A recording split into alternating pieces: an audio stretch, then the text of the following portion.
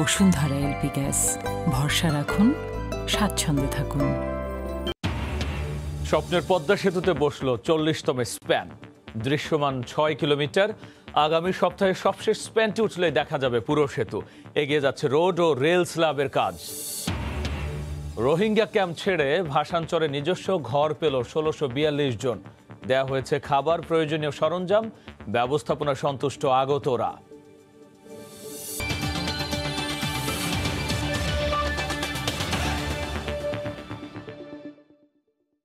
দেখছিলেন শিরোনাম।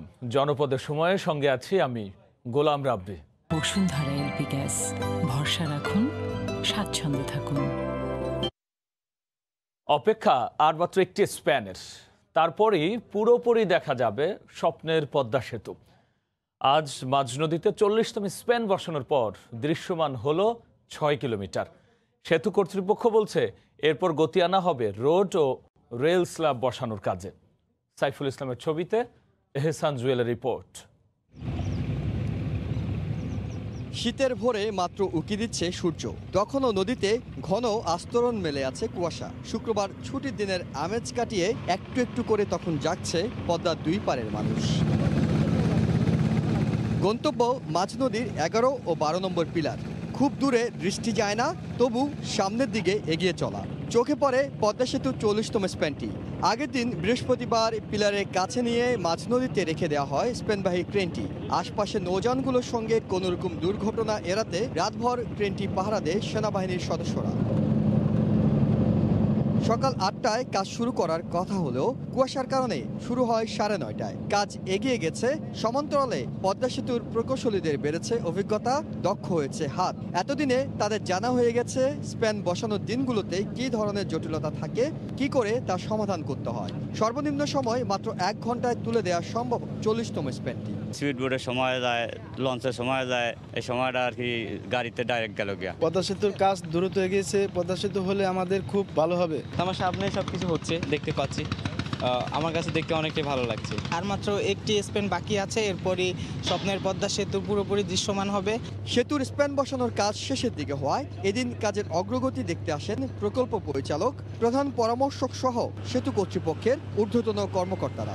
প্রথম থেকেই কনফিডেন্ট ইনশাল্লাহ পারবো, এবং আমরা করে দেখাই দিলাম। আমরা অনেকবারই বলেছি যে কাদম্বিনী মরিয়া প্রমাণ করলো, মরে নাই। আমরাও কাজ করেই দেখাবো যে কাজটা হচ্ছে। মহাপ্রান্তে আগে থেকে বসানো 10টি স্প্যানের সাথে নতুন স্প্যানটি যোগ হওয়ার পর পুরো সেতুতে বাকি থাকলো আর মাত্র একটি স্প্যান।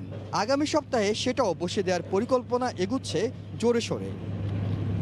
ছিল অনিশ্চয়তা, প্রাকৃতিক আর কারিগরি শত জটিলতা। সবকিছু উতরে সময় এখন স্বপ্ন দেখার। দেশি বিদেশি সব সংশয়কে তুচ্ছ করে নিজেদের সক্ষমতার সবচেয়ে বড় প্রমাণ এই সেতুর মাধ্যমে বিশ্ব এখন জানবে অদম্য এক দেশ বাংলাদেশের নাম। অপেক্ষা আর মাত্র 1 সপ্তাহের। এহসান জুয়েল, সময় সংবাদ, মাওয়া, মুন্সিগঞ্জ। এদিকে 10 ডিসেম্বরের মধ্যে পদ্মা সেতুর বাকি একটি স্প্যান বসবে বলে জানিয়েছেন সড়ক পরিবহন ও সেতু মন্ত্রী ওবায়দুল কাদের।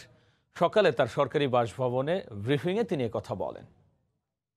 আর মাত্র একটা স্প্যান বসার বাকি, সেটা 10 তারিখের মধ্যে আশা করছি। আমাদের বিজয়ের মাসেই আমাদের সর্বমোট 41টি স্প্যান সবগুলোই বসে যাবে। এই সুখবরটা আপনাদেরকে আমি দিচ্ছি। এবার রোহিঙ্গা স্থানান্তর প্রসঙ্গ। কক্সবাজারের ক্যাম্প ছেড়ে ভাসানচরে নিজস্ব ঘর পেলেন 1642 জন। শুক্রবার সন্ধ্যায় নিত্য প্রয়োজনীয় উপকরণ সহ তাদের নিজ নিজ আবাসস্থলে পৌঁছে দেয় নৌবাহিনীর সদস্যরা। এর মাধ্যমে শুরু হলো এই রোহিঙ্গাদের উন্নত জীবনের পথ চলা। নতুন আশ্রয়স্থলে এসে খুশি তারা। নোয়াখালীর ভাসানচর থেকে সাখাওয়াত টিপুর ক্যামেরায় বিস্তারিত জানাচ্ছেন কমল দে। উখিয়ার কুতুপালং আশ্রয় শিবির থেকে নোয়াখালীর ভাসানচর দীর্ঘ যাত্রা এইসব রোহিঙ্গার। আর এই যাত্রাপথে রোহিঙ্গাদের মধ্যে বিন্দুমাত্র ক্লান্তি কিংবা অবসাদ ছিল না। দুপুর তখন 2টা। একে একে 7টি নৌ এবং সেনাবাহিনীর জাহাজ ভিড়ে ভাসানচর জেটিতে। জাহাজ থেকে নামে রোহিঙ্গারা। প্রথমে ট্রানজিট ক্যাম্পে, তারপর গাড়ি যোগে নিয়ে যাওয়া হয় ওয়ের হাউসে। সেখানেও ছিল চমক। চকলেট এবং বেলুন দিয়ে বরণ করে নেওয়া হয় রোহিঙ্গা শিশুদের। সন্ধ্যা গড়ানোর আগে নির্ধারিত আবাসস্থলে পাঠানো হয় রোহিঙ্গা পরিবারগুলোকে। সবার মুখে কিন্তু হাসি, আজকে কিন্তু কোনো টেনশন নাই। আল্লাহর কাছে শুকরিয়া আদায় করার জন্য বলেছি, এবং একই সাথে এখানে যে ফেসিলিটিগুলি কক্সবাজারে পেয়েছিল, এখানে অনেক বেশি ভালো অবস্থানে থাকবে। সেই ফেসিলিটিগুলি আমাদেরকে সহযোগিতা করার জন্য বলছি। এর আগে সকালে চট্টগ্রামের বোট ক্লাব জেটি থেকে শুরু হয় রোহিঙ্গা বহরের ভাষাঞ্চল যাত্রা। একেবারে নতুন পথে নতুন আবাসে যাত্রা হলো রোহিঙ্গাদের। চোখে মুখে ছিল নতুন কিছুর স্বপ্ন, বরং নতুন জায়গায় উন্নত জীবনের আশা। রোহিঙ্গাদের যাত্রাপথ নির্বিঘ্ন করতে নৌবাহিনী ছিল ব্যাপক নিরাপত্তা ব্যবস্থা। মাননীয় প্রধানমন্ত্রী আরারে ঘোষণা করিল যারা নিজের দায়িত্ব আরাও খুশি হয়ে যায়। ভালো এর তারপরে আর একটা বিভিন্ন ধরনের সমস্যা দেখি দিয়ে আনলাই, তারপরে আর নিজস্ব হয়েছে কি বাসন ফরম মেরে আর নিরাপত্তা লাই আর বাসন ফরম মেরে বসবাস বাসনসর দিয়া হদিবা জারি আর একখানা শান্তি করে কি তাকে বললাই। ভাষাঞ্চলে রোহিঙ্গাদের থাকার উপযোগী আবাসস্থল তৈরির পাশাপাশি অন্যান্য সুযোগ সুবিধা নিশ্চিতে কাজ করছে নৌবাহিনী। রোহিঙ্গাদের স্বাবলম্বী হিসেবে গড়ে তুলতে নেওয়া হয়েছে সব ব্যবস্থায়। পরিবেশটা অনেক ভালো, থাকার ব্যবস্থা ভালো, মাছ চাষ করতে পারবে, আর নিজেরা আর স্কুল কলেজ অন্য ফ্যাসিলিটিস তো আছে, মসজিদের ব্যবস্থা আছে। কক্সবাজারের টেকনাফ উখিয়ে বসবাসরত 12 লাখ রোহিঙ্গার মধ্যে 1 লাখকে ভাষাঞ্চলে সরিয়ে নেওয়ার সিদ্ধান্ত নেয় বাংলাদেশ সরকার। কিন্তু নানা শর্ত জুড়িয়ে জাতিসংঘ সহ আন্তর্জাতিক সংস্থাগুলো স্থানান্তরের বিরোধিতা করছিল। কমল দে, সময় সংবাদ, ভাষাঞ্চর, নোয়াখালী। এদিকে রোহিঙ্গাদের ভাষাঞ্চলে স্থানান্তরকে সরকারের অভূতপূর্ব সাফল্য বলে মনে করছেন নিরাপত্তা বিশ্লেষকরা। এর মাধ্যমে রোহিঙ্গাদের ঘিরে পশ্চিমা বিশ্বের ভূ রাজনৈতিক খেলা বন্ধের পাশাপাশি গতি আসবে মিয়ানমারের স্থায়ী প্রত্যাবাসন প্রক্রিয়ায়। রাশেদ বাপি রিপোর্ট। মিয়ানমারের সরকারি বাহিনীর স্বজাতি নির্মূলের এই তাণ্ডব লীলায় বাংলাদেশ সীমান্তে 2017 সালের আগস্টে ঢল নামে রোহিঙ্গাদের। মানবিকতার সর্বোচ্চ প্রমাণ দিয়ে কক্সবাজার ও উখিয়াতে বাস্তুচ্যুত নিপীড়িত রোহিঙ্গাদের আশ্রয় দেয় বাংলাদেশ সরকার, যা আন্তর্জাতিক বিশ্বে কুড়ায় ভূয়সী প্রশংসা।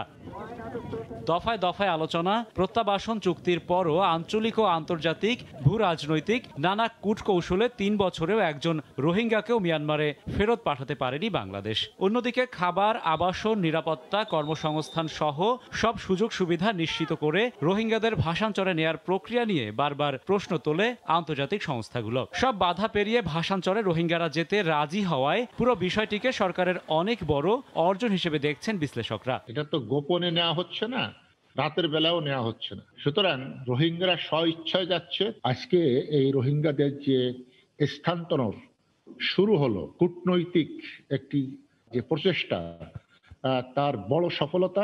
আন্তর্জাতিক সম্প্রদায়ের বিরোধিতাকে রোহিঙ্গা সমস্যা জিইয়ে রাখার অপচেষ্টা উল্লেখ করে সমস্যার স্থায়ী সমাধানে চীনকে পাশে পেতে সরকারকে আরো উদ্যোগী হওয়ার পরামর্শ তাদের। পাশাপাশি এগিয়ে থাকতে হবে তথ্যযুদ্ধেও। যদি রোহিঙ্গারা এখন নিরাপদ জায়গায় যায়, তাহলে এই ভূরাজনৈতিক খেলা বা স্বার্থ পশ্চিমা বিশ্বের সেই জায়গাটি অনেক সংকুচিত হয়ে যাবে।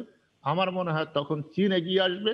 তারা যদি হ্যাপি থাকে মেন্টালিতে, আমাদের কোনো সমস্যা নাই, তখন তারাই অন্যদেরকে বলবে, ইন্টারন্যাশনাল কমিউনিটিকে বলবে, ডোনার এজেন্সিকে বলবে, তাদের কমিউনিটিকে বলবে যে আমরা খুব ভালো আছি। 2017 সালে 10 লাখ রোহিঙ্গা আশ্রয় নেয় বাংলাদেশে। এই সংখ্যা বর্তমানে ছাড়িয়েছে 12 লাখ। রাশেদ বাপ্পি, সময় সংবাদ, ঢাকা। পাকিস্তানের নবনিযুক্ত রাষ্ট্রদূতকে দেয়া প্রধানমন্ত্রীর বক্তব্যকে ইতিবাচক হিসেবে দেখছেন দেশের কূটনৈতিক ও বিশিষ্ট নাগরিকরা। এই বক্তব্যের মাধ্যমে 71-এ পাকিস্তানের নৃশংস ভূমিকার জন্য বাংলাদেশ সরকার দেশটিকে ক্ষমা চাওয়ার বার্তা দিয়েছেন বলে মনে করছেন তারা। এছাড়াও বাংলাদেশে পাকিস্তানের গণহত্যার বিচারের দাবি তোলার এখনই সময় বলেও মনে করেন তারা। রক্ত উজ্জিত স্বাধীনতার 50 বছরে পা রাখতে যাচ্ছে সেই দিনের সেই পরাধীন ভূমি। উন্নয়ন, আর্থসামাজিক বাস্তবতা, জ্ঞান বিজ্ঞান, এমনকি স্বনির্ভরতা নানা সূচকে আজ বাংলাদেশ ছাড়িয়ে গেছে পাকিস্তানকেও। বিশ্ব পরিমণ্ডলে মাথা উঁচু করে দাঁড়াচ্ছে দক্ষিণ এশিয়ার এই ইমাজিং টাইগার। গত বৃহস্পতিবার সন্ধ্যায় প্রধানমন্ত্রী শেখ হাসিনার সঙ্গে সৌজন্য সাক্ষাৎ করেন ঢাকায় নিযুক্ত পাকিস্তানের নতুন হাই কমিশনার ইমরান আহমেদ সিদ্দিকী। এই সময় পাকিস্তানের নারকীয় অত্যাচার বাংলাদেশ এখনো ভোলেনি উল্লেখ করে শেখ হাসিনা দূতকে জানান, পাকিস্তানকে কখনো ক্ষমা করা সম্ভব নয়। পাকিস্তানকে সাহায্য করলো ভারতের সঙ্গে। পরাজিত শক্তির প্রতি শেখ হাসিনার এমন দৃঢ় মন্তব্যের পর নানা মহলে বিষয়টি নিয়ে আলোচনা চলছে।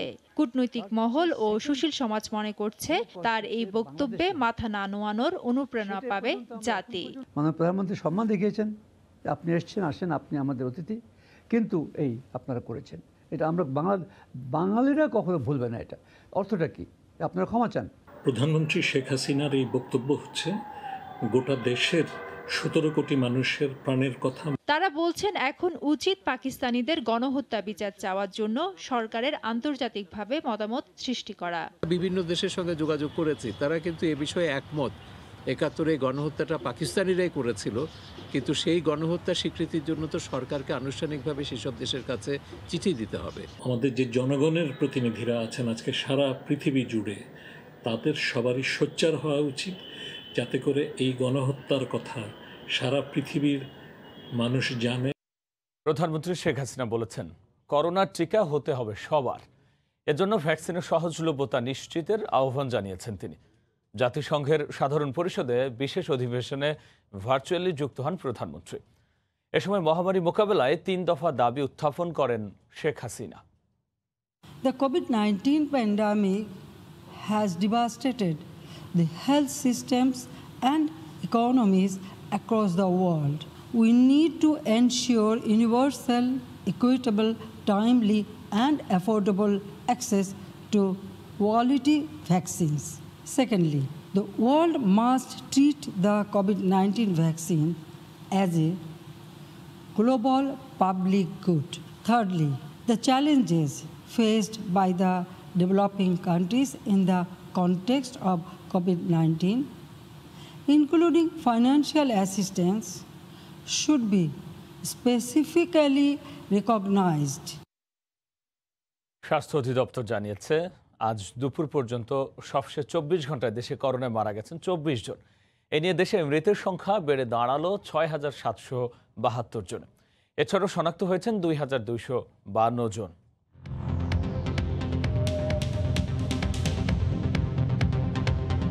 গত 24 ঘন্টায় কোভিড-19-এর নমুনা পরীক্ষা করা হয়েছে 15,430 জনের। এ পর্যন্ত মোট নমুনা পরীক্ষা করা হয়েছে 28,36,411 জনের। 24 ঘন্টায় নতুন শনাক্ত হয়েছেন 2,252 জনের। এ নিয়ে দেশে মোট শনাক্তের সংখ্যা 4,73,991 জন। 24 ঘন্টায় মারা গেছেন 24 জন। এ পর্যন্ত করোনায় আক্রান্ত হয়ে মারা গেলেন 6,772 জন।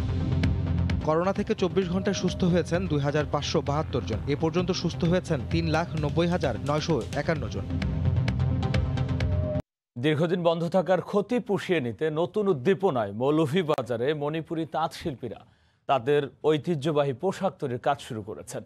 তাঁত শিল্পীরা বলছেন, ক্রেতাদের চাহিদা থাকায় বেচা কেনাও ভালো, তবে উপকরণের দাম চড়া হওয়ায় সমস্যা হচ্ছে। শাহ অলিদুর রহমানের পাঠানো তথ্য, ছবি নিয়ে রিপোর্ট। ভোরে তাঁতের খটখট শব্দে মৌলভীবাজারের কমলগঞ্জ মণিপুরি পাড়ার ঘরগুলো ব্যস্ত হয়ে ওঠে। সুনিপুণ সুতায় বোনেন শাড়ি, থ্রি-পিস, চাদর, মাফলার সহ রং বেরঙের পোশাক। এ কাজ করেই বেশ ভালোভাবেই সংসার চলছিল তাদের। কিন্তু বছরের শুরুতে করোনার প্রভাবে বন্ধ হয়ে যায় সবকিছু। এতে তাঁত শিল্পের সাথে জড়িতরা পড়েন চরম বিপাকে। তবে এখন ক্ষতি পুষিয়ে নিতে ভোর থেকে সন্ধ্যা পর্যন্ত কাপড় বুননের কাজ করছেন। করোনার কারণে অনেকদিন কাজ বন্ধ, অনেকটা ক্ষতিগ্রস্ত হয়েছে, আবার এখন নতুন করে চালু হচ্ছে। খুবই খারাপ অবস্থা ছিল, আমরা বিক্রি করতে পারিনি। করোনা পরবর্তী এখন আমাদের অবস্থা অনেক ভালো। ক্ষতিটা পূরণ করার জন্য আমি এখনো চালু করতেছি। তাঁত পণ্য উৎপাদনের শুরুতেই ক্রেতার যে আগ্রহ, তাতে 9 মাসের ক্ষতি পুষিয়ে নেওয়া সম্ভব বলে মনে করেন মণিপুরি কালচারাল একাডেমির কর্মকর্তা। এটা আশা করি পুষে যাবে, এখন ক্রেতারা অধীর আগ্রহ নিয়ে আসতেছে। অবশ্য সংকট মোকাবেলায় সরকারি ঋণ প্রদান সহ সব ধরনের সহায়তার আশ্বাস দেন জেলা প্রশাসক। আমাদের বস্ত্রপাট মন্ত্রণালয় এবং সংশ্লিষ্ট জায়গাগুলোতে আমরা এটিকে অবহিত করব। জেলার কমলগঞ্জ উপজেলায় 1.5 লাখ মণিপুরি বসবাস করে। এর মধ্যে প্রায় 5,000 পরিবার তাঁত শিল্পের সাথে জড়িত। সময় সংবাদ, মৌলভীবাজার। বগুড়ায় সরবরাহ বাড়ায় পাইকারি বাজারে কমেছে সব ধরনের দেশি প্রজাতির মাছের দাম। বিশেষ করে ট্যাংরা, পুঁটি, কই মাছের দাম কেজি প্রতি কমেছে 30 থেকে 100 টাকা পর্যন্ত। পাইকারি বাজারের প্রভাব খুচরা বাজারে পড়ায় সাধারণ ক্রেতারা খুশি। বিস্তারিত মাজিদুর রহমানের রিপোর্টে, ছবি তুলেছেন রবিউল ইসলাম। হাত ডাকায় সরগরম বগুড়ার চাষি পাইকারি মাছের বাজার। ভোর থেকে বগুড়া, নাটোর সহ বিভিন্ন জেলা থেকে মাছ আসে এই বাজারে। কয়েক দফা বন্যার কারণে এবছর মাছের সরবরাহ ভালো। আড়তে পছন্দের মাছ কম দামে কিনতে পেরে সন্তুষ্ট ক্ষুদ্র মাছ ব্যবসায়ীরা।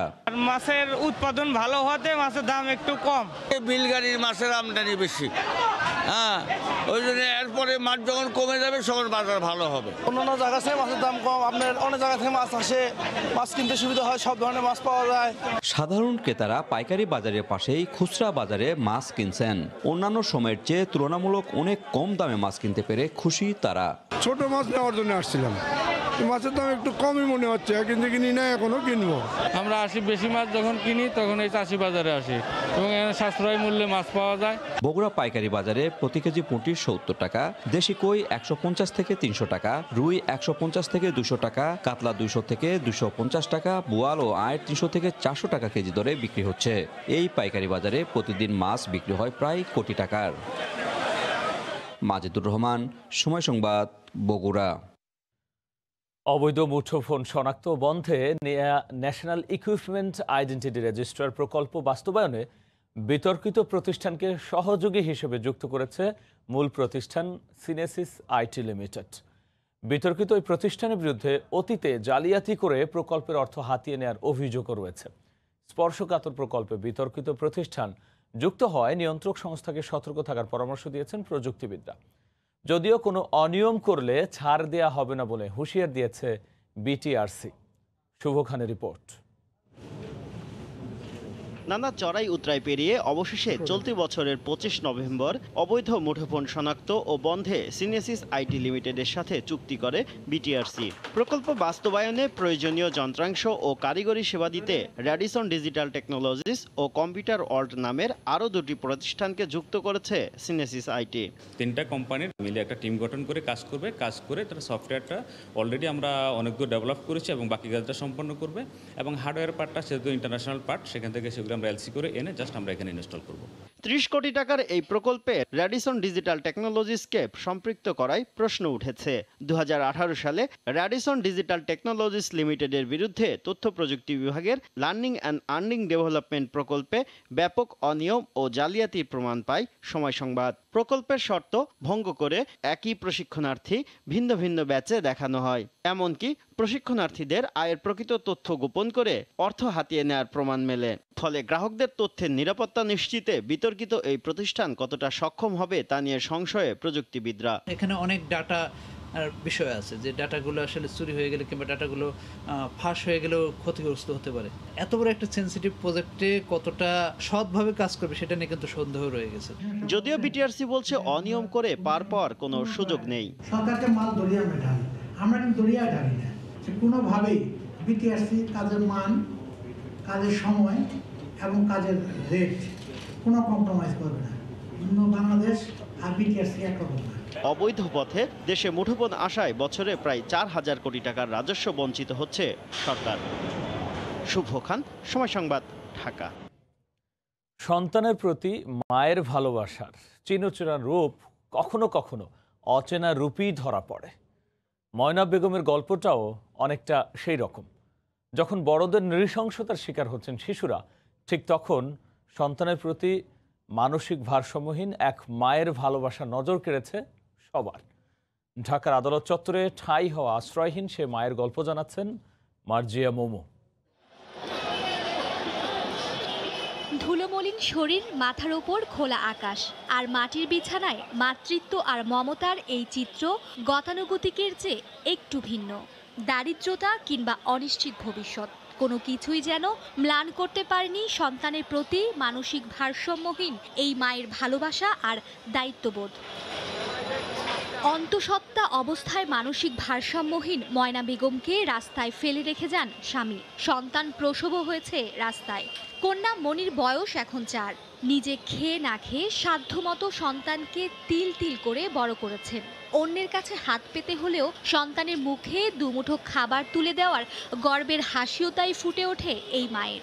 ভাইয়া তো ওই খাবাইছে, দুইটা ভাই ভাই ওই এত ভাইয়া 20 টাকা দিছে, ভাত খাইতাম, আর এত ভাইয়া দিছে 10 টাকা। মাথা গোজার ঠাঁই নেই তো কি হয়েছে, মমতার আঁচল দিয়ে আদালতের চত্বরেই শিশু সন্তানকে বড় করেছেন তিনি। নিজে মানসিক ভারসাম্যহীন হলেও স্বপ্ন দেখেন মেয়েকে সুশিক্ষিত করার। বড় ভাই দাদি এনে পারে, তো দাদি আছে, দাদি মা আছে, মা নাই, মা বিয়া করছে, মা মোর ছোট থেকে মা মরেছে গা। প্রতিবন্ধী এই মায়ের চোখে কন্যার সুন্দর জীবনের স্বপ্ন, তাই তো আবারও শুরু হয় তার পথ চলা। সমাজের বিত্তবানরা এগিয়ে আসলে হয়তো ময়নার স্বপ্ন পূরণ হবে। মার্জিয়া মুমু, সময় সংবাদ, ঢাকা। এবার জানিয়ে দিচ্ছি জনপদের সময়ের শিরোনামগুলো। স্বপ্নের পদ্মা সেতুতে বসলো 40তম স্প্যান, দৃশ্যমান 6 কিলোমিটার। আগামী সপ্তাহে সবশেষ স্প্যানটি উঠলেই দেখা যাবে পুরো সেতু। এগিয়ে যাচ্ছে রোড ও রেল স্ল্যাবের কাজ। রোহিঙ্গা ক্যাম্প ছেড়ে ভাসানচরে নিজস্ব ঘর পেল 1642 জন। দেয়া হয়েছে খাবার, প্রয়োজনীয় সরঞ্জাম। ব্যবস্থাপনায় সন্তুষ্ট আগতরা। এই ছিল এখনকার মতো, সঙ্গে থাকুন সময়।